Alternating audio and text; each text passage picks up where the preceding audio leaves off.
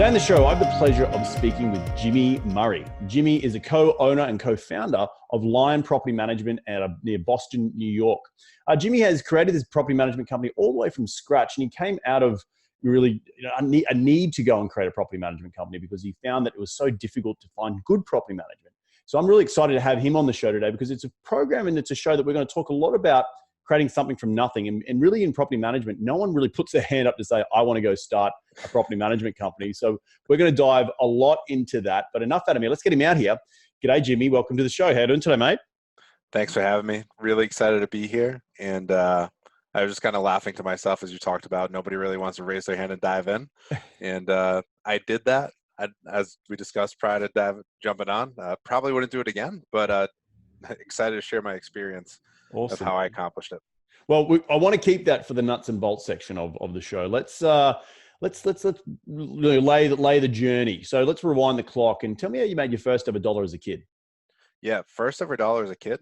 I made cutting lawns. So my aunt offered for me to cut her grass, and my mom would drive me down. I'd make $20 a week, and that was like gold as a kid. And a couple of the neighbors saw me cutting the lawn. And I was able to use my aunt's lawnmower and go and cut other lawns as well. And I think I get up to like $50 a week, which back maybe like 20 years ago was pretty big to a 10-year-old kid. So totally huge believer in hard work. And it really starts there. Awesome. No, I think 100%. And there's a lot of people who come on this show, particularly real estate investors, the male real estate investors, a lot of them cut lawns as kids because it's just an easy way to, like, you get a whippersnipper, you get a lawnmower and you get out there and just start having at it, right? And getting paid for what you're doing. So, but walk me through the journey. Like, did you go to school? Did you go to uni? Did how did you stumble across this world of real estate investment? And was there anything in your upbringing that helped you make that leap out of a traditional 9-to-5 job? Yeah. So my dad was a carpenter and he's retired now. But he actually owned his own company at one point before he had dove back in and went to work for the union. So he was working with real estate developers, building houses. And I always bugged him. I want to be out on the job site, helping him, scrap out houses. And he told me, hey, listen, pick up a book, read, learn how to do these things so you're not, humping sheetrock for 40 years of your life like I did. And he kind of kicked himself because when I bought my first multifamily, he was there right alongside me every single weekend, showing me how to swing a hammer then when he could have taught me as a kid. So I think that's really where it started. Fast forward, graduating high school, I ended up going to community college for a couple of years to save money. So I think that's a key aspect to understand because a lot of the greatest real estate investors are frugal in a sense. I wouldn't say cheap, but really value oriented. So that's the beginning of my college experience. Transferred out to, if there's any football fans listening in, the Ohio State University, huge football school. Had a ton of fun out there.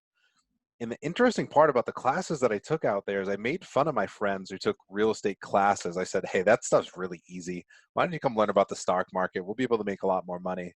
When my end goal was to make it to Wall Street, make a ton of money, and then become a passive real estate investor.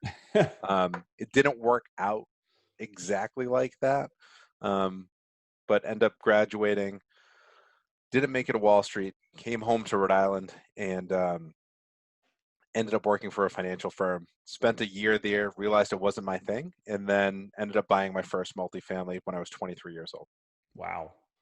That's a lot to pack into a couple of years, but I like what you said before about the community college aspect of it. It is a cheap way to get your credentials up or just get a bit of a stepping stone into a bigger university, because I know America is so there's so much debt, right? We talk about student housing, student debt. And my wife, who's American, also did exactly the same thing. Went to community college before for a couple of years and then went off to UCSB in Santa Barbara.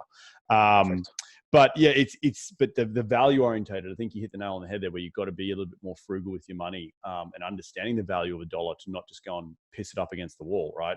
Which is what you can do really easily at those universities. But tell me about that transition coming out of uni, going to Rhode Island, and then owning a multifamily at 23. Like, clearly you had a job in there. Was working for someone else something that you butted heads with and just didn't align with your values or your inner desire to go and be more and do more? Yeah, absolutely. So the big thing, So my first year, I'm working for an investment firm, probably the largest privately held mutual fund company in the world. Don't want to drop the name, don't want to catch a lawsuit, right? Um, but I was a financial analyst, which sounds really sexy. But I'm looking at pro formas, making sure that the investment team doesn't spend too much money on their T&E as they go and pick stocks, right? As they research these companies. Um, During that first year, I was actually trading my Roth IRA and generated a 44% return on my Roth IRA, which I was actually held with the company, right? Hmm. So I kept telling my manager, I'm like, bring me down to the investment floor. I know how to pick stocks. And he's like, no, listen, you got to go to a Target MBA school, go and get your CFA. And it's like all these criteria in order to get me down to the investment floor and pick stocks. And I don't know, that's, yeah, I could have spent the time and did that, but that's like not my MO. I'm like, listen, I've proven that I have a track record to know how to do this. And he's like, listen, you did that with like $10,000 to $15,000 in your IRA account. These guys are doing it with millions of dollars. I'm like, well, if I did it with that much and had success, I can definitely continue to build on that. And that just wasn't the structure. What were you doing with that $10,000 to $15,000? Like what Roth IRA investing? What you were investing in your own company's stocks? Is that right? It was stocks. Yeah. So I can remember, like this was at the point where Verizon and AT&T had the iPhone, but Sprint did not. And Mm. typically or most often I'm a value investor, but I recognize that Sprint at that point was a growth stock because it was naturally inclined to to increase in stock price when they offered the iPhone, which happened about 3 months later. And I was able to double up on my investment there. But it was like reading into the market and looking at those distribution channels. But I'm really truly a value investor where I would build a discounted cash flow model, very similar to how we price multifamily assets. And I think that's why it was such a natural transition to get into multifamily real estate.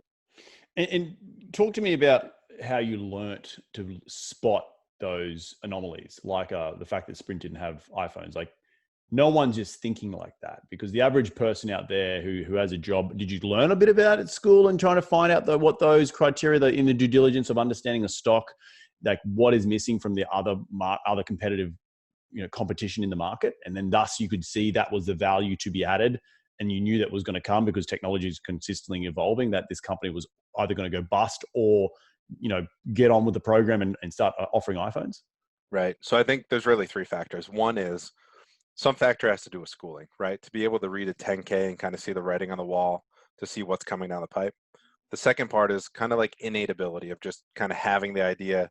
I had a ton of time my first year. Like I worked probably 40, 50 hours a week. I was I call it my cage at the Cube Farm. But I probably did like 20 hours worth of work. So I did a ton of research, read a ton of articles.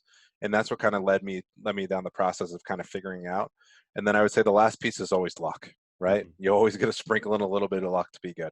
Right. So I would say those are the three components that led me to make that decision. So Um, understanding a P&L, research, and a little bit of luck is what the three things is what you just described for the listeners. Absolutely. Yep. Awesome. So and back to the thread of the story here, the inner desire to do more and be more. So when you quit that company, the big, not to be named international investment company, when he was telling you got to go get an MBA, you got to get a CFA, blah, blah, blah, blah, blah. You had a dichotomy at that point where you thought, okay, well, I either do that or I go down a different path. What made you go down that different path? Yeah. So I studied 6 months for the CFA. And they sent me a nice letter after the test, and they said, "Hey, congrats! You scored in the top 10% of the failures. So you're welcome to take the test again." And I said, "I just spent $5,000, spent 6 months studying for this test. Um, I had no social life at that point. And I said, do I spend another 5,000 on study materials and testing fees and the whole gamut, or do I take that money to invest in multifamily?" So during this whole process, I came across biggerpockets.com, and I think this is a similar story for a lot of investors. And I realized how easy it was. Mm. I learned about house hacking, owner occupied financing, and house hacking wasn't as prevalent of a term as it is now. But I was stuck at that kind of crossroads where, do I spend the money taking the next CFA test again? And, do I have the potential to fail that and for it to go nowhere? Or do I take that same $5,000 and do I invest in multifamily real estate? And I think based on my presence on the show, we know where I leaned on that decision. So Yeah. And so was the multifamily something that you were you were seeing that in just what the company was doing, so you understood the value of multifamily? And I guess what time frame are we talking about? Is this 5 years ago? Is this 2010? Is this 2008? Like when were you doing all of this work? Yep. So this is 2010. So Okay, honestly, 2010. I didn't realize how strong, or I won't say strong, but how good of a real estate market that is. Mm, When I bought my first four family, I bought it for $140,000. And to put that into perspective, it's in a B neighborhood, and the rent roll at acquisition was about 1,100, but 6 months after acquisition, I had it 3,600. So 1100 total. 1,100 gross. Yep, Yep. at acquisition, and then 6 months later, I had it up to 3,600. Wow. So like a bit like So $300 a unit per month, right? yeah, yeah, it Yeah. was really strong. Um, but again, that's kind of like that. You got to be lucky to be good sometimes, right? Yeah. So I Yeah. was good enough to do the pro forma analysis up front, realize that it was a deal, but I didn't realize how good of a market that was for real estate investors. A lot of people were scared at that time, and a lot of money was still on the sidelines. Mm. No, it's very interesting because I was not even in the country at that stage. I was still in Australia, and it sounds like you got a really good start. So how did you find this? And you were still working full time whilst you found this deal? I was, yep. So um, I launched my property management company as a side hustle later on, years down the road. But I worked for that company for 6 years after I had that kind of, after I made that decision at the end of year one. Um, because as many listeners know, as they're tuned into this podcast, you need some form of income in order to Mm, qualify for most loans, right. particularly if it's an owner occupied loan. Now, if you're going after those larger commercial deals, you probably don't need it because it's going to be financing provided based on cash flow and any types of reserves that you have. But up front, you need that W-2 job in order to put you in that position. Um, at the end of the day, I was always focused on financial freedom. And I recognized that multifamily real estate was the quickest path to get me there. Right. I think Right. as I'm sitting there and I'm analyzing stocks, I'm realizing like, yeah, there are dividend stocks that provide some form of cash flow and you have an opportunity for capital appreciation. But on in terms of return on risk, real estate's the best return on risk that I've been able to find in terms of not only that cash flow on a monthly basis, but also in terms of capital appreciation throughout the long run. Right, right. And so now, what we're going to pivot a little bit again. So you've bought your first property. You still need the W-2 income. Are you growing the portfolio at that stage? Are you trying to buy more of it? Are you seeing how well you've done in 3 or 6 months that you owned the first one, like $1,100 to $3,600 a month? You've just tripled your gross income. Like, is there just the light bulbs gone off and said, I need to get more of these things? That's exactly right. And I didn't have a ton of money at that point. So there was one major electrical project that I didn't budget for that sent me in the hole $7,000 that I didn't have. So I was kind of fighting an uphill battle when I was stabilizing that building. So I ended up getting into wholesaling. I put out a bunch of bandit signs, was spending about $500 a month on yellow letters. And at that point, I was still like a very extreme introvert. I didn't like to talk to people. Sales calls were difficult. I didn't know how to close deals. It took me 4 months to close my first deal, but I did make $15,000 in a wholesale deal. I continued to market, and that's when I figured out that I was really good at talking to tired landlords, and that's the segue into the property management business a couple of years thereafter. Well, I don't want to jump the gun here, but what was the wholesaling was being done as you were still working full time. So you're trying to Yeah, work full time, and you're trying to wholesale at the same time as well absolutely. to get the money to then buy more multifamily, right? That's it. That's the name of the game. So I'll throw in a little bit of a sidebar here. One of my buddies calls it the chunker method. I don't know if that's an official real estate term, but that's what we call it. Chunker, Um, Chunka. yeah, ER. Sorry, my Rhode Island accent's coming in there. So it's chunker, not chunka. But sorry for the accent. Um, so I like to call it, it's like golfers, right? You drive for show, but you putt for dough. Putting is where you really make the money, right? Right. And that's flipping houses and owning buy and hold multifamilies. The chunker method of you flip the house, you get that chunk of capital, you roll it into a multifamily property. So at that stage of the game for me, it was how do I get those chunky wholesale deals with the fat assignment fees in order to roll it into the next multifamily? And so were you successful at doing that and keeping the No, I portfolio going? no, I really wasn't. Okay. Um, I bought a second multifamily a couple years thereafter, and then just really started to focus on the property management company. I was not a successful wholesaler. Um, in 2020, our company is now getting back into wholesaling as we've gained more experience in the field and gained more access to capital. We found it's a lot easier to close wholesale deals when we have capital behind us. Interesting. No, I think it's. So you're saying overall that you were not good at wholesaling. The real estate investment side is still evolving today, but you saw a niche in the market that you wanted to get involved in. Talk to me a little bit about property management, because not every single person in the green room before we press record here, as I said, no one's putting their hand up to, or I think in the intro, no one's putting their hand up to do a property management company because everyone hates the tenant termites and toilets, whatever it's called. So I like that one. why did you want to get involved in probably the stinkiest part of the business? Yeah, so I sat back and I realized, one, property management is a game of process, right? So if you can build the right processes and put them in place, the rest of the game should be easy. Easy in the sense of you streamline decision making. Now, I'm not saying that you're going to have that difficult tenant and find those kind of in between decisions that you have to make, but if you have the right processes, it makes those types of decisions a lot easier. The other thing that I realized after I bought my first couple multifamilies is that in your average market, the net income that an investor targets to make per door is very similar to the property management fee, at least in my market. So most investors were aiming to make $150 to $200 per door. Clear cash flow a month, that is. Yeah, clearing cash flow a month. That's after all your capex, debt service, and any other bills that you're going to have to pay. As a property manager, if I'm charging 10% and the average rent's $1,000 a month, if I can clear $100 per door in my management fee, if I'm able to scale that management business more quickly, I'm able to get out of the 9 to 5 that much more quickly as well. Right. No, I think that's exactly correct. And so, talk to me about how you went about the first forte, and where. I should take one step back. Where on the timeline have you quit the job by this stage? Yeah, so I quit the job 2 years after buying my second multifamily, so probably 5 years in. 5 years. Would have been 5 years in. So 2015, 2016, we're talking about. Yeah, 2016. 2016. Yep. Awesome. And I bet you that day was pretty bittersweet when you walked into your boss's office and said, "Oh, you, hey mate, remember that MBA you told me to go get? Yeah, I'm going to go start my own company." I've got a great story about this. So I'm huge on visualization, right? Yep.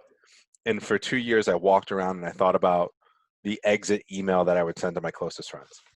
So on my last day, I can remember I'd been working on this email for a couple months because I saw the writing on the wall and I was going to leave.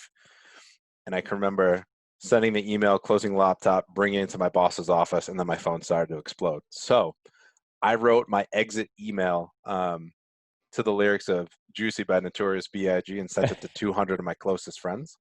And it's kind of like urban legend at that company now. Even a few years later, this past Christmas, I was walking through Home Depot, bumped into a former manager, and he said, "Holy cow, people still talk about the email. I heard someone talking about it last week." And that's awesome.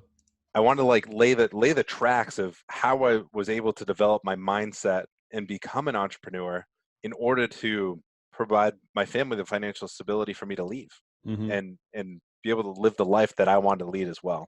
So I broke it down kind of step by step with pieces of the lyrics from the song of things that I did, and hopefully it helps other folks achieve the dreams that they want to achieve as well. You want to give us a little snippet of what you wrote?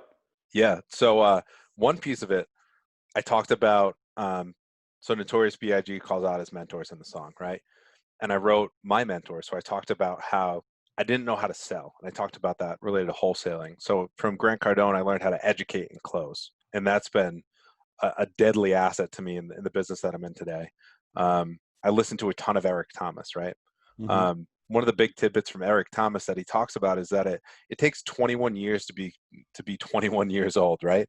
So there's a process and things are going to happen to you at the right time, but you have to trust the process and appreciate the journey. I also talked about Gary Vaynerchuk, right? Learning the power of social media. We leveraged social media at Lyon Property Management, my company, last year. I hosted a series of videos called the Lyon Chronicles, which I pushed out every Friday. And my partner was like, I don't believe in those videos. I don't know if they're going to work. And then he started going to the showings. And they're like, "Oh, yeah, you're Chris at Lyon. We watched the Lyon Chronicles." And he's like, hey, Jimmy, you know who these people are? I'm like, I have no idea who they are. Um, so it worked, right? So I started in that email. I wrote that I had followed. It was 5 mentors in total, and these are things that I picked up from them. And I shared with folks that it doesn't just have to be a mentor that you meet with in person or talk to on the phone. It could be these social media personalities that you find a piece of what they do, and then you can take that home and apply it to some of the things that you're doing as well. Yep. Completely agree. Completely agree. I think that's the most important thing that people can get started in this world is finding a mentor. I do think there's some element of inspiration versus a mentor, right? Like you read a book, it inspires you to do more, but you need that mentor to help you handhold a little bit. What I was just on a podcast earlier talking to someone about how when I first came to the United States, the amount of information when I moved here in 2012, the thousands of dollars I would have had to have paid for a guru in Australia to mentor me to be a real estate investor was readily available at the local RIAs or picking up a book. There's a book I still remember called Flip, F-L-I-P. It's like a green little book. Yep. It talked all about how to find the best neighborhood to invest in and how to bird dog. And it was like, I was like, wow, that was what they were trying to sell me for $7 or $8 in Australia. Like Yeah, it was all in a book. And so so it's back to the mentor. It's like you need the bit of the both. You need that inspiration, like the book and the podcast and the quote on Instagram, to then go out and find a mentor that hopefully you then grind with. So yeah. absolutely. So now talk to me about the property management business. You've been forced into this hand. You've seen. Tell me what you saw in the marketplace that you thought, I'm going to go do this. What was the moment that you thought this is the new journey? Yeah, there's really only one game in town, and a lot of investors really didn't like them. There were a couple other small shops, and there were also a lot of older property managers, kind of smaller shops, like 100 to 200 doors. Um, Personally, what I found in our local market is I would say the owners of property management companies who are like 45 or older, they're a little bit tired. They don't hustle as hard. And I think that's where we bring kind of the younger skill to the table. Not to say we're not experienced, but like we talked about, um, property managers just get tired. It's a grind, right? Mm. So I think we brought that young blood, but I think, you know, our biggest approach as a property management company is how do we bring that value? And that's what I talk to a lot of investors up front about. So um, more recently, we've been more diligent in our screening of investors that we work with on the front end.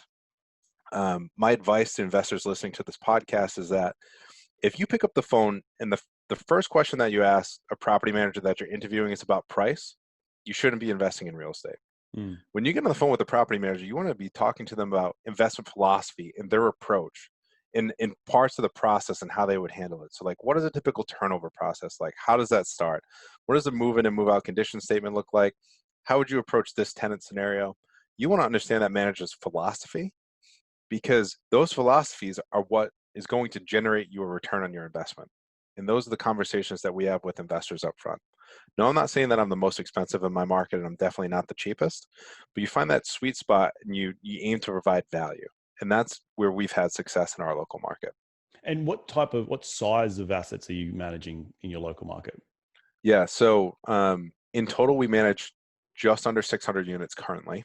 Mm-hmm. But the typical assets that we manage are anywhere from a 3 to 6 unit building. Got it. So um, in the Industrial Revolution, there was a river that cut through most of Rhode Island. It was called the Blackstone River. And they built a bunch of mills along the side of the Blackstone River in order to provide electricity to the mill buildings. Close to these mill buildings, they would build these 3 to 6 unit tenement houses, and that's where all the mill workers would go home at night. They want Right. to keep them close to the factories. Um, and that's worked well on a multifamily investment play on 2 levels in the local market. One being those multifamily properties still exist, and then those mill buildings have now been converted into kind of loft or luxury style apartments that look Mhm. really cool on the inside, and they're wide open and kind of tall ceilings. So we really have, I would say, a good inventory of multifamily property. And so when you're starting this process of starting a property management company, what was the first step that you needed to do? Did you hire someone? Did you hire an assistant? What systems did you build out in order to say, I've got a property management company? Yeah, so we went to the attorney's office, we launched an LLC, and we started banging on doors. Yep. It really kind of bootstrapping, right? So I can remember our first client. So I have one partner in the business. His name is Chris. The first client was a friend of Chris's girlfriend. He had a 3-family in Providence. It was not in a great neighborhood. It was on Robin Street in Providence. Um, and I can remember the first tenant we had to boot out of that building. And so we had to use force. We didn't have to take him to eviction court, but we had to strong arm him. He wasn't the greatest human being in the world, but we ended up doing that first turnover ourselves. And the tenant on the second floor alerted us like a week before eviction court that he had moved out. She thought like 10 days ago. And I can remember in the middle of August, we opened up that refrigerator full of food. And that is a smell that I will never forget, right? So in the beginning, it was knocking on those doors, opening up that referral network. And then we did all the turnovers ourselves and all the maintenance ourselves. Interesting. So, And how does this, like the smaller property management teams work? Because obviously in my portfolio, I have a leasing center, and within each, I've got 100 and 250 units, and there's a leasing center on the property, and we have 4 people who stand on the inside, and we have 3 people who are on the outside, and they're just to that one property. yeah. Where's all your team based in order to provide that level of service? So the leasing office, so to speak, where do people go in order to apply for a lease at a property that you manage? Yep. So we do it all online. So Okay. we have a really streamlined process. So not to get too software oriented, because I'm a huge technology nerd. We love AppFolio. That's a pretty prevalent operating platform for property managers. And then we bolt on a system called Tenant Turner. So Tenant Turner streamlines and automates to allow our showing agents to do what they're most effective at, and that's closing great prospects. So Tenant Turner is going to streamline the communication up front. So if a prospective tenant goes out to Zillow and they send through something saying they're interested in the property, they're going to get autoresponder saying, hey, here's a link to the showing agent's calendar. You can propose 3 times or accept one of the times that they're already showing the property. So that gets the tenant out there. But that Tenant Turner software helps us out tremendously. So then our showing agents can get out to the showing without taking a ton of phone calls or answering text messages or emails. I'm not saying that they don't do that, but they answer less because we have this automated system. And this is really, go ahead. I was going to say, does that mean that you have less warm bodies that need to be a tenant shower, so to speak? Absolutely. Absolutely. Because they're not as busy picking up the phones. Right. But where that really helps us out or where the technology really helps us out to start it on the front end, that gets them used to using technology all the way throughout the process. So even they'll receive an automated text message 24, 8, and 2 hours before the showing to make sure they're going to show up. Mm-hmm. After the showing, within an hour, they're going to receive a link to the application and receive a link to the application every 2 days until they say, hey, stop sending me notifications. That allows us to attract more applications. They apply online. They have to provide photocopies of their ID and 2 recent pay stubs. They get used to the technology there. They sign a lease online, and then that gets them into the online payment system.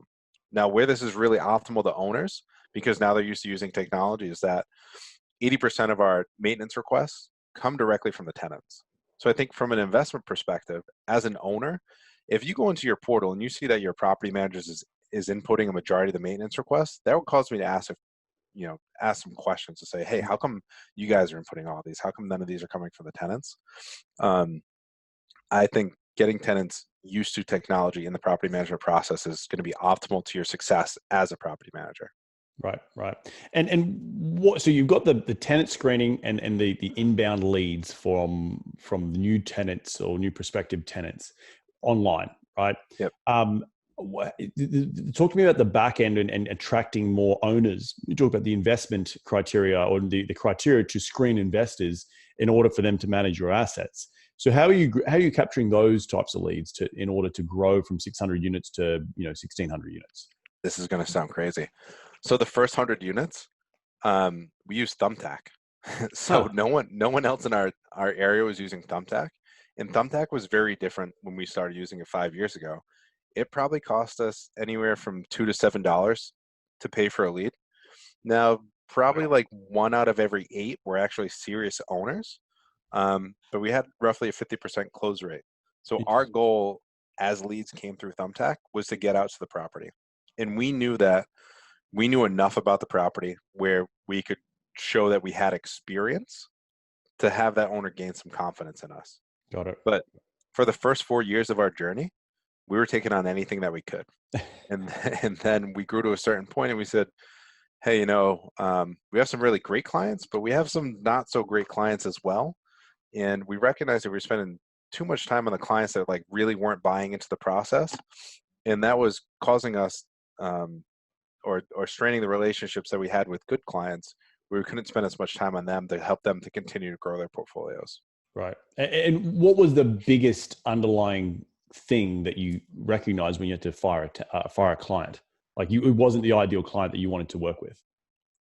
Crazy micromanagers. Right. So what I noticed is that on a smaller scale, right? So say you own a 3-family and you move out and you are the on-site property manager. Everybody knows that you're the owner.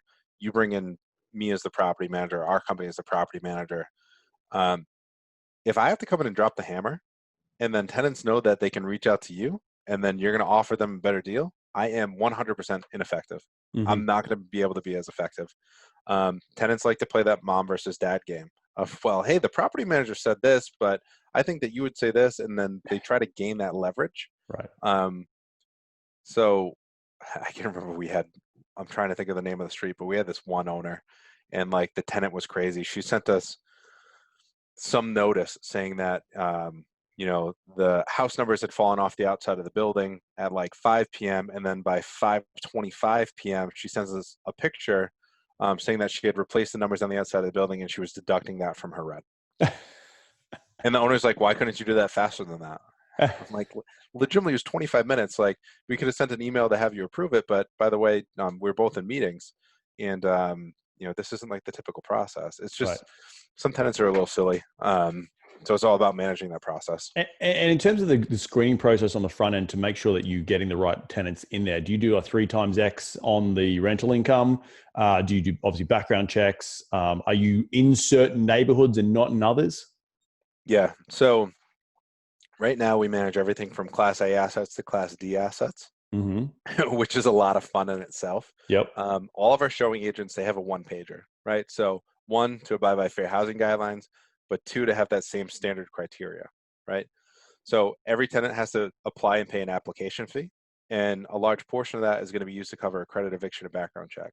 That is really, really important. Going to have 2 recent pay stubs as well as a photocopy of their ID. I would recommend that you reach out to verify that they are still actively employed. Make sure that the pay stubs are recent and not from a couple months ago. You'd be surprised at how frequently that happens. And then, really critical step is 2 landlord references. Mm. And you don't really want the current one, because that current one, maybe they might want to get rid of that tenant that's coming across. You want 2 landlords ago. So not the current one, but the one prior to that. And I'm going to throw out a golden nugget here. I would say have a standard set of questions. So we have 6 questions that we ask, but the last question is always the best one. You have no idea how many tenants put their friends' telephone numbers on the application and coach their friends on how to give them a positive tenant reference. The last question that we ask all landlord references is, what was the color of the house that they rented from you? I can't tell you how many phone calls I had folks hang up on me and then call me back 5 minutes later after they Googled the color of the house. It is absolutely incredible. So I would say all you DIY landlords out there listening, that is going to be like one of the greatest questions that you can ask to see if it really is a valid landlord reference. Got it. Got it. Okay, yeah, because the landlord would know the color of the bloody house if it was a true landlord. I get it. Yep. Yep. Cool. So what's been the biggest struggle for you creating this business from scratch, and particularly a property management business? Yeah. So the biggest thing is trying to focus on building with the right owners, right? And that's been a big shift that we've made over the course of the last year. Like, not every client is a good client, and not every property manager is a good fit for every investor. So I think it works on both sides. It's a relationship, and I think one of the biggest struggles is that I coach owners that we are your cash flow consultant. We are partners in generating cash flow and getting you the return on investment that you're looking for. If you're an investor and you have this tilt that you always talk down to your property manager, it's probably not the right fit. You got to recognize that you both play on the same level and you both have some level of buy-in into the game of generating that return. Right. I think the hardest thing for me, just giving a little bit of feedback on managing larger assets, is is you make money when you buy, you lose money through bad property management and bad property managers. Absolutely. And, Yeah. and in particular on our assets where we do have a leasing agent and an on-site manager, they can dictate your performance of the gate, the asset out of the gate if it's if it's a large renovation or value-add Yep. rehab. Now a little bit different on your scale because you don't have a warm body. You only got 3 to 6 units. It's not, you don't have a leasing center. Right. But it's still the same idea, right? You still have to make sure that you are on top of your shit, so to speak. So Yeah. I remember my first property in upstate New York. It was a triplex, and I remember now thinking back to it, it was only $38,000, but I think That's awesome. the gross income of that place was like 12 or $1,300 a month, and it was Section 8 housing, right? And they were getting, I think it was 8% a month or 7% a month, so they were earning like $70 a month. The property management company. Do you think they were really? And I had one of them. Do you think they were really making gravy on $70 a month, and hence were they Right. putting best quality tenant in my building, or my little building? And the answer was no. And we ended up having a drive-by shooting, and it was a whole disaster. And so there's also there's the other side of the flip, the other side of the coin. When you are dealing with small property managers, you've got to make sure that your alignment, you do align, because it sometimes can be difficult to justify spending that money, but you have to spend the money, right, on the 7, 8, 10%. But looking back, I should have done it differently and bought 5 or 6 of those little $38,000 properties, so I could, spread the risk out of a lot more property across a lot more properties. So when someone did move out, or we had a drive-by shooting, or one of the units was not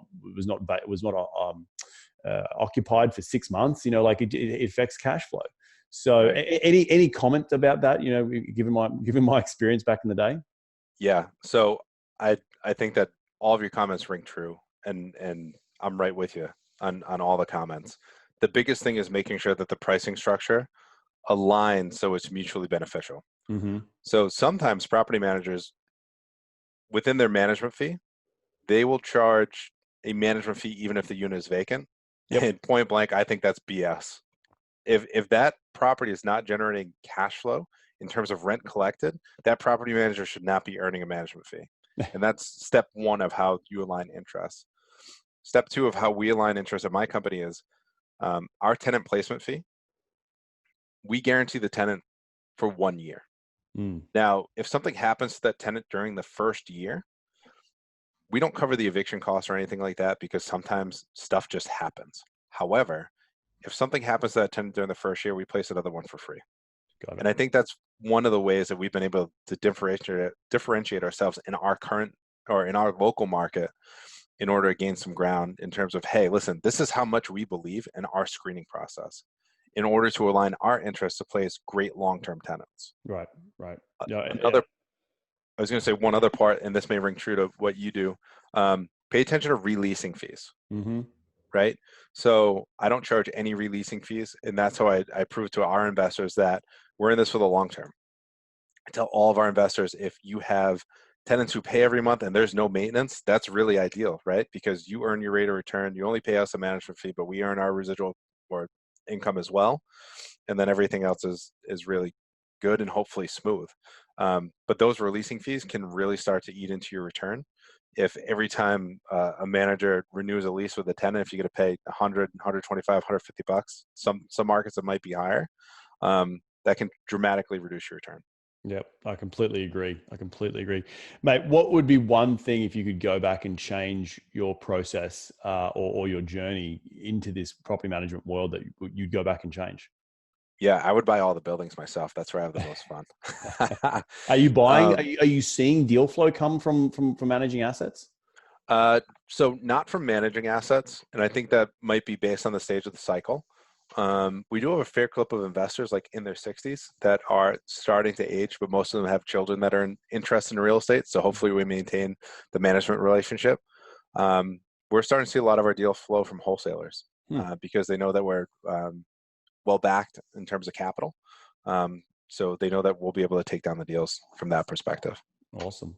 What's the next 12 to 24 months got in store for Lyon Property Management?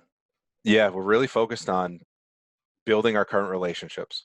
So finding those off-market deals and funneling them back into the portfolios of the investors that we really enjoy working with.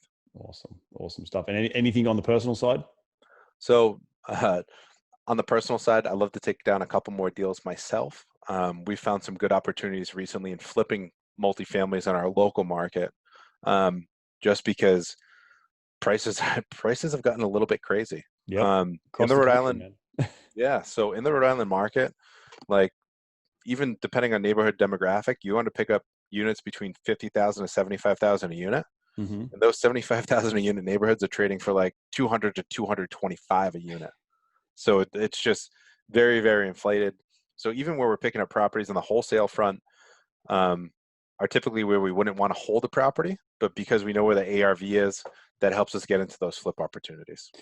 One last question for you. Do you think because of the inflation of rent over the last, call it 10 years since the recession, that has been a reflection of the multifamily price per door? I think it's a part of it. I don't think it's the entire equation.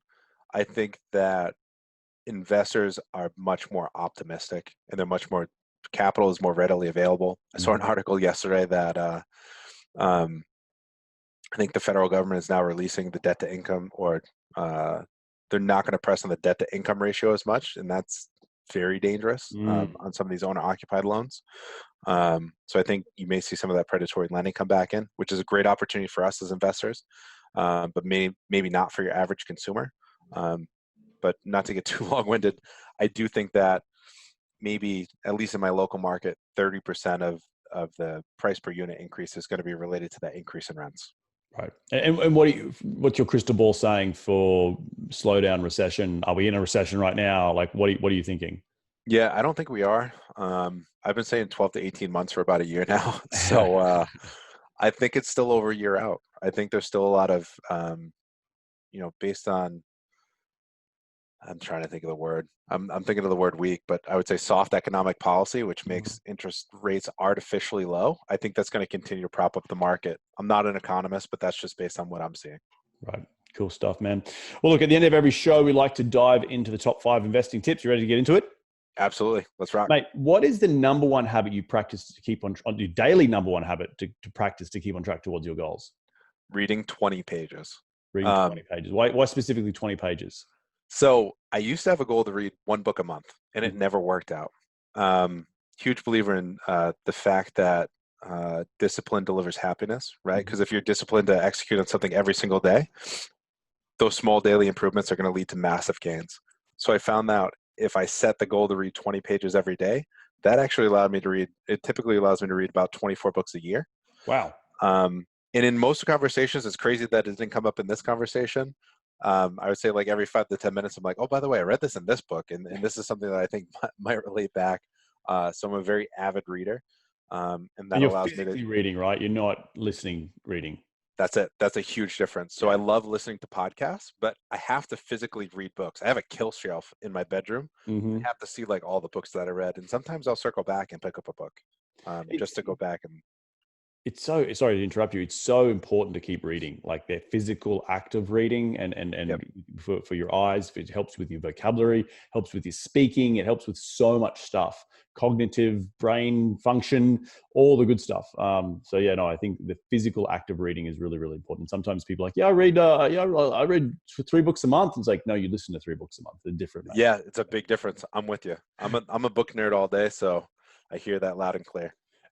Second question: who's been the most influential person in your career to date?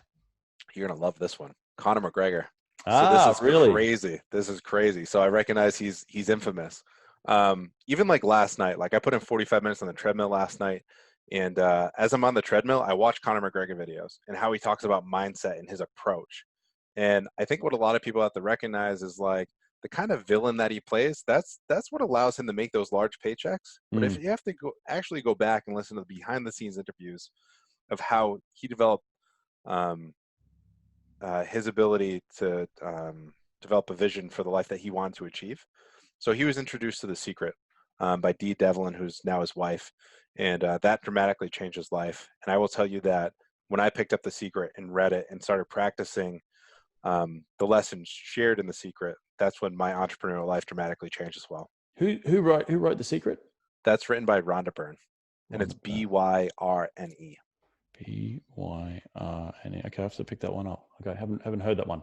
Awesome stuff. No, Conor McGregor, he came out with a 40-second win the other night where he Yeah, smacked him out.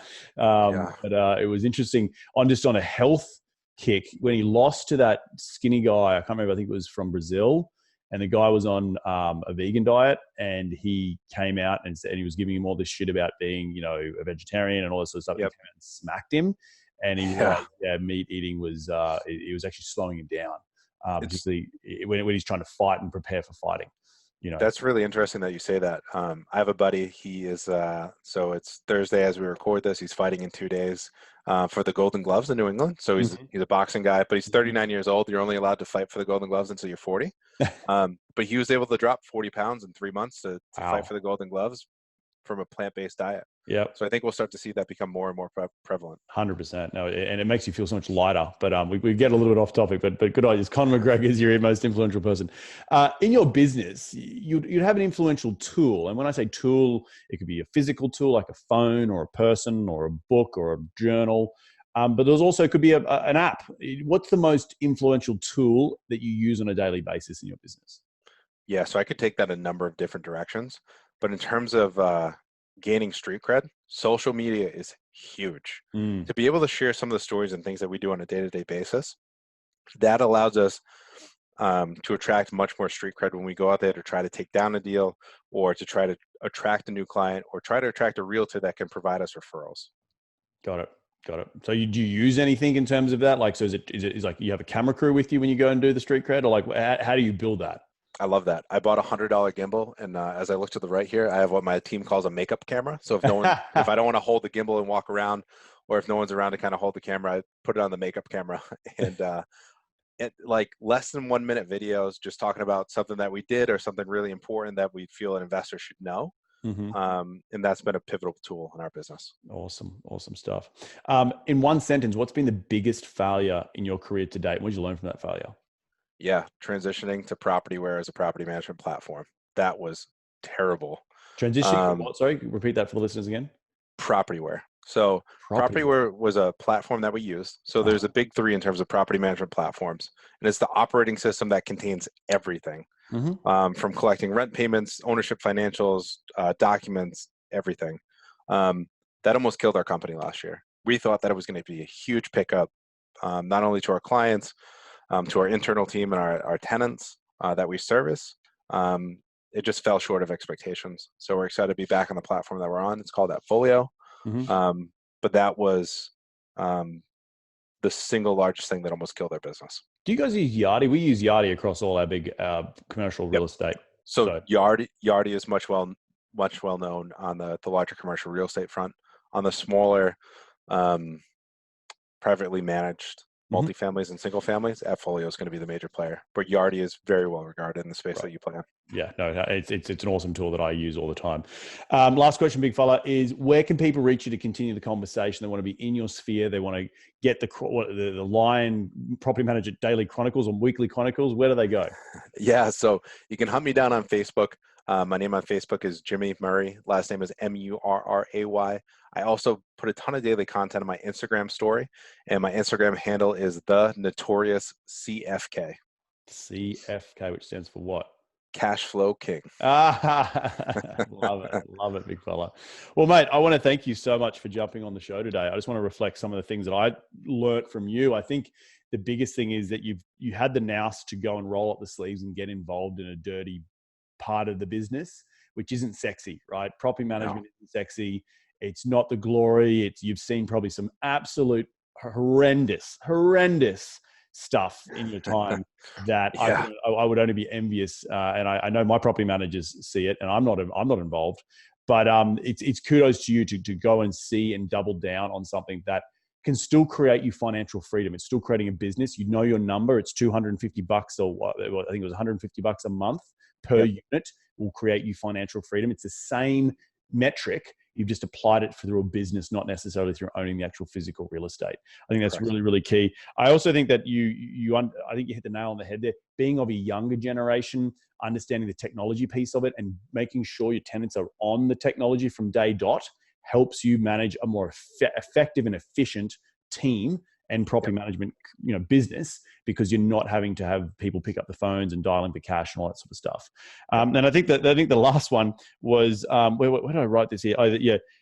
How to bring value to a property management company through discipline equals happiness. I think that was one of the biggest things that I took out of it. If you're disciplined about your property management company or any company, and you're disciplined in your daily life, you will create happiness through that discipline. So, and I think you can't really see it on my board, but it's like right there. It says I can see it. Yeah, I can see it. I can see it. Mate, awesome. Did leave anything out?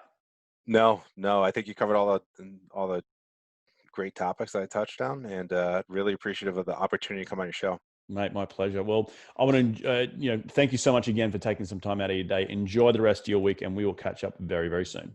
Sounds good. Well, there you have another cracking episode jam-packed with some incredible advice from Jimmy. If you do want to catch any of his stuff, please head over to lyonpropertymanagement.com. That's LYON. Propertymanagement.com, and you can also find him on Facebook and Instagram. He's a really inspirational guy in terms of doing some stuff, rolling up the sleeves and making it happen in a space that's not that sexy, but we all as investors want to know how to manage and have a better property manager. So definitely pick his brain on anything in the future. I want to thank you all again for taking some time out of your day to tune in to continue to grow your financial IQ, because that's what we're all about here on the show. And we're going to do it all again next week. So be bold, be brave, and remember, go give life a crack.